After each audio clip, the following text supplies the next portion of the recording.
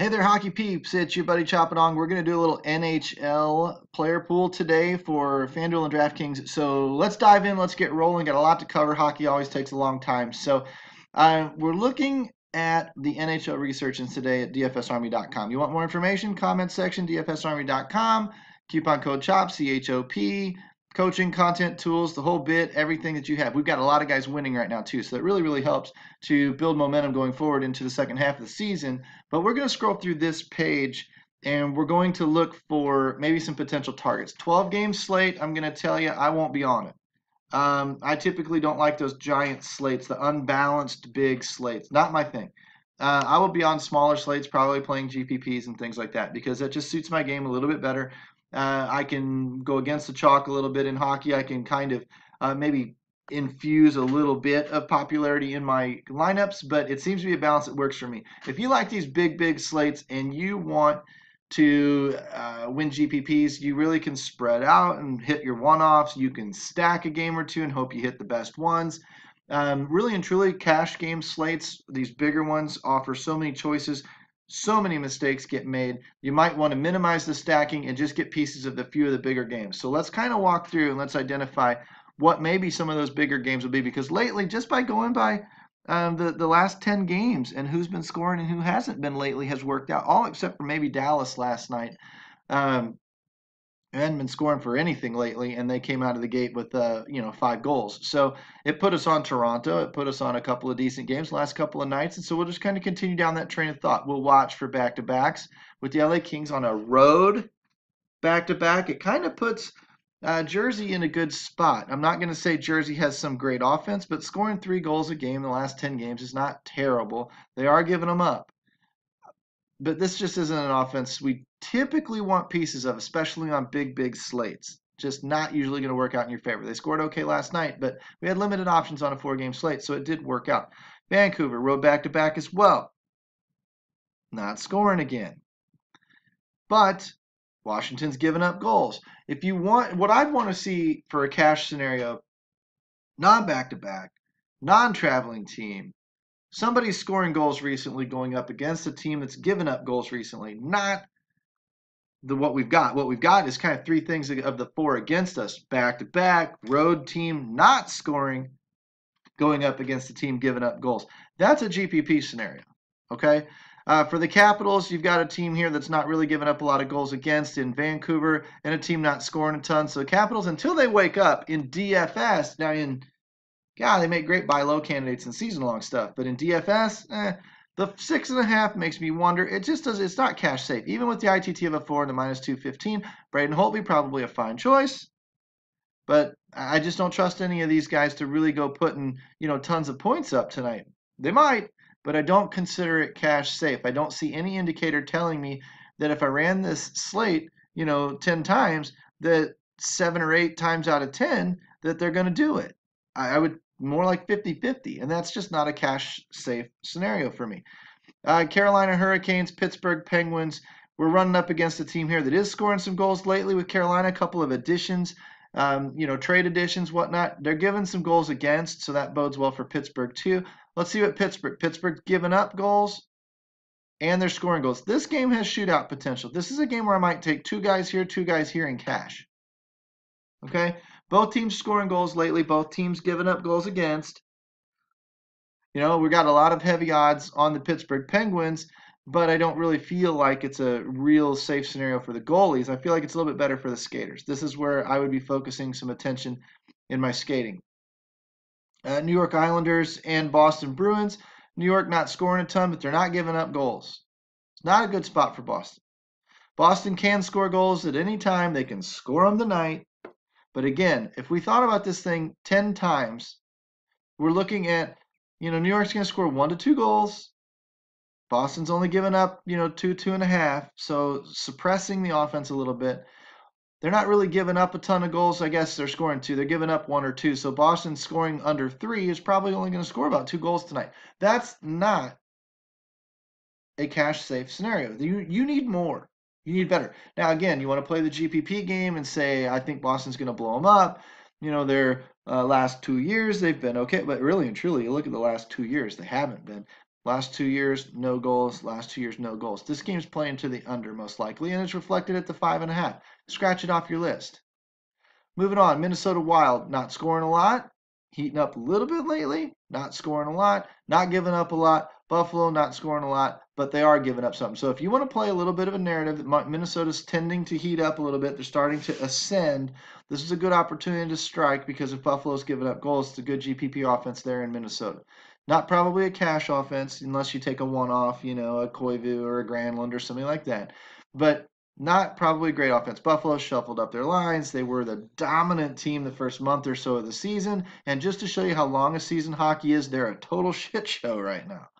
And that's what people thought they were going to be. They were fool's gold the first month and a half, which stinks because my Blues were supposed to be great, and they were fool's gold on the crap side. They've started to turn things around, and maybe they close out the year strong. Speaking of which, next game on the slate, St. Louis Blues on the road, Florida Panthers. Florida's the game they got to get.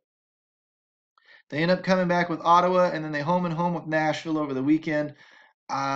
Frightening scenario. Tough stretch of games for the Blues. They've been playing really, really well lately. Last 10 games, they're 6-3. They've been scoring a little bit. They've been keeping the shots down, keeping the goals against down. St. Louis is not the team you want to roll up against right now. Dadonov, Barkov, those guys, Huberdeau, those types of guys, man, I don't know. They are a tough sell tonight. I know they're at home. I know St. Louis has not shown well. Look at the season average of 3 goals against, but look lately, 2.2. And this 2.2 should be bigger than a 10-game sample. It's more like a 15, 20-game sample. They've been okay lately. They're kind of buying into new coach Craig Berube, and I'm giving you a little bit of the local twist there, so hide my homerism a little bit. But because I watch them, I can tell you, I'm not saying they've turned a corner and they're some juggernaut headed deep into the playoffs, but I'm saying they're playing like we thought they would early in the year. And everybody's got it in their head from early in the year. Buffalo is great, St. Louis sucks, and the tables have flip-flopped. Buffalo now is playing terrible, and St. Louis is playing pretty well. Who do you play on St. Louis? I don't know. Being that they give up some goals against, that's what you go down here to the skaters tab for, and you go sort through and look who's producing over the last 5 games, the last 10 games. Who's producing? Anaheim, back-to-back game, road game, going into Montreal. Not a lot of faith in Montreal. Montreal's got a huge 215 favorite, Carey Price. Carey Price might be all right, you know. You got a 2.3 in the Ducks. They scored lately, but last game out, they haven't been scoring, over a 10-game sample. Have they turned a corner? I don't think so. I think they're devoid of talent. I think they might have got the one-game Rakel bump or something like that. Or Corey Perry bump. I just don't see them turning the corner long term. So you're probably pretty safe in banking on Montreal to get the win, which would be Carey Price. Probably banking on a couple of Montreal skaters to score because Anaheim has been given goals against. Now, am I going to go full stack in cash? Nope. I'm going to take 1, maybe 2, and that's it. The only game I would stack in cash so far is where'd they go? Carolina and Pittsburgh.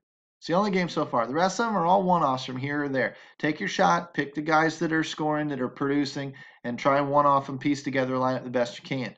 Vegas, nothing special. Not scoring a ton, not giving up a lot. Tampa Bay, offense big, especially at home.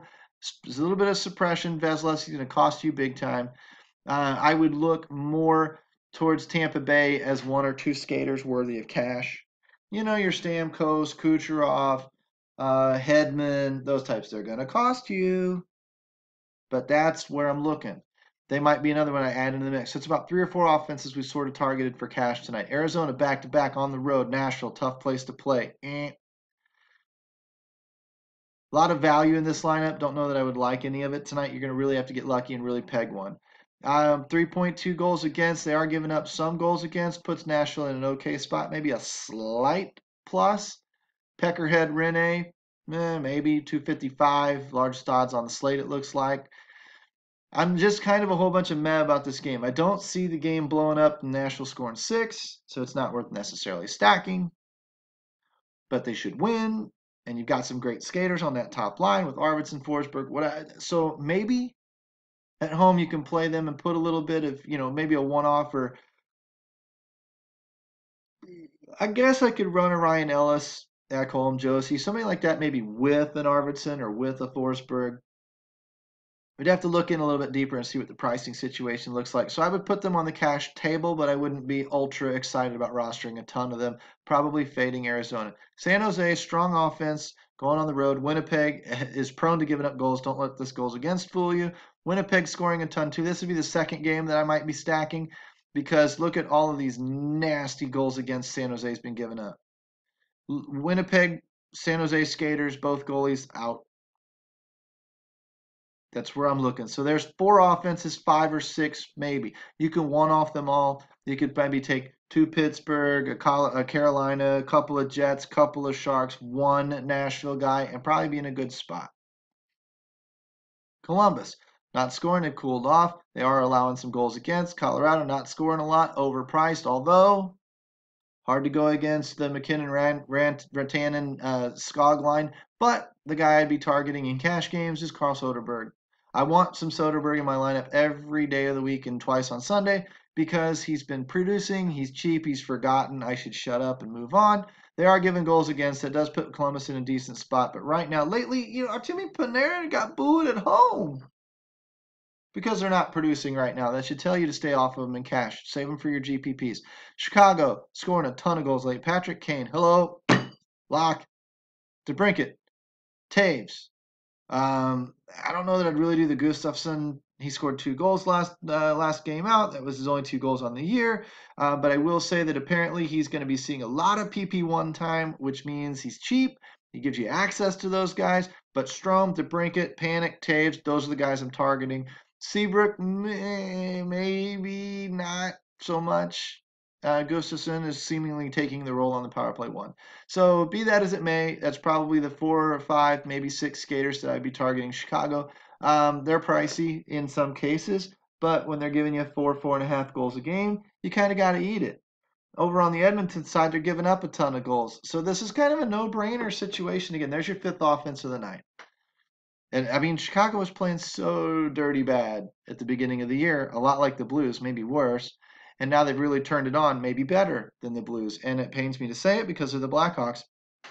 But dudes, this is daily fantasy. It is what it is. I will be probably targeting some of these later slates.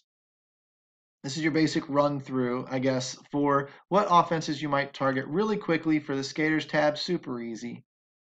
Once this loads up, the one thing I'm going to look for is I'm going to look for percentage of teams scoring, and I'm going to sort by descending there. And I see some 60s and some 70s. That's insane. 70% of the team scoring goes through Connor McDavid. 60-some% goes through Patrick Kane, and Patrick Kane's absolutely on fire right now. I'd be rostering Patrick Kane in a heartbeat. Pasternak, Draisaitl, Rantanen, McKinnon, Kucherov. These are guys that if their teams are in good spots, these are the players you want to build your core around. You're going to need to find some value too, and the way we'll find that is we'll scroll on over. We'll go FanDuel average because, I mean, DraftKings, same thing, kind of. It's just pricing's a little bit different. I just sort by FanDuel. Once these things kick over, this 37's down off of a 45 from Patrick Kane before. Taves at 33 to DeBrincat. I mean, there's a reason why they're running so hot. These guys are on fire. Okay? Roslovic, this is a hat trick in here, so temper your expectations. He'll probably go score 2 more tonight because I just said that. Looking at the buyers and sellers, if this average here is running above this average here, they're buy candidates, meaning their pricing probably has not caught up to their production yet. They're probably a little bit underpriced. If this number here is smaller than this number here, it means they've cooled off and their numbers are probably overpriced. Okay, that's a real quick way to put together some stuff. So what I do is I sort by that 5-game FD average. I come over here and I start looking for mispriced. 7,400 bargain. 6,700 decent. 3,700 if it wasn't just the 1 game. That would be a massive bargain on this slate. If you want to bank on it, he's not going to hurt you if he doesn't do anything. 4,500 should be up here with $7,000 and $8,000 guys. These are cheap. Vetrano. He's a duplicate, but it's dirt cheap. This looks like a duplicate. The Jake Allen and the Chad Johnson thing. Wow, that's weird. That's really weird. I don't even know what that's about. But Vetrano has been a value play. He's decent plug-in, even with the Florida players. And he serves on the 1. He gets Dadonov and Barkov. He's been producing lately. I like him. Even though I said get off of Florida tonight because St. Louis suppressed his shot. Not bad for 4,500, and you can't argue with the production and even some bad matchups lately.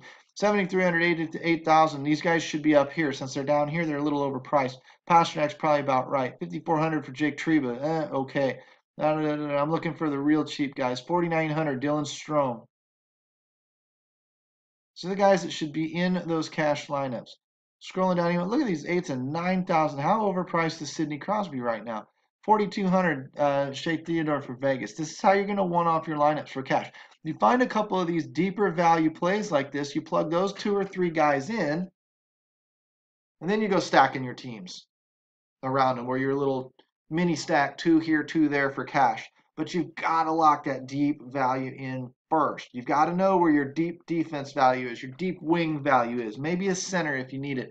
You can sort by positions and find it. Since we're already sorted by 5 games, I'll do this. I'll wrap it up and ship us out. But once these guys shift up and these names and prices kick in, Stamkos, these are your top producers. Remember, sorted by 5 games. Aho, Draisaitl. Carolina in a good spot tonight. Is Tampa Bay in a pretty good spot? Chicago on fire right now. So these are the guys you're going to want to roll with. But if you look down here for who might be out of place price-wise, look for the first cheap one, Dylan Strome. Bang. Scroll down a little bit more. Maybe find me another $5,000, $4,000 guy. I want a $4,000 guy. Can't find one all the way down here until Nick Bonino in Nashville. Again, fine. You can barely see it there. Fine. But not the kind of value Dylan Strome's bringing. You know, so you might stick with one of these. You know, there's really not a lot of out of place stuff here except for the 4,900. The rest you're going to have to pay up for. You know, you might run a Taves. Taves and Strome is fine. Then you're probably not getting Kane, which is also fine. You can bank on him cooling off, being that the 45 points per game is unsustainable. There's all sorts of ways you can go on these bigger slates. On the smaller slates, you got to pick your choices. You got to try and figure out where the chalk is. I'd recommend playing GPP lineups against the chalk. Throw some funky stuff out there. That's how you're going to win those GPPs on those smaller slates. A lot of good ones to practice on, a lot of cheap ones to practice on, just good times. There's a $7.39, man. You can win that with a chalk lineup. You know, there's like a $3 or a $4 148, man. You can win that with a chalky lineup. Doesn't really matter. But if you're going to play 2,000, 3,000, 4,000 person tournaments, then you're going to need to get off the chalk a little bit, stack against it.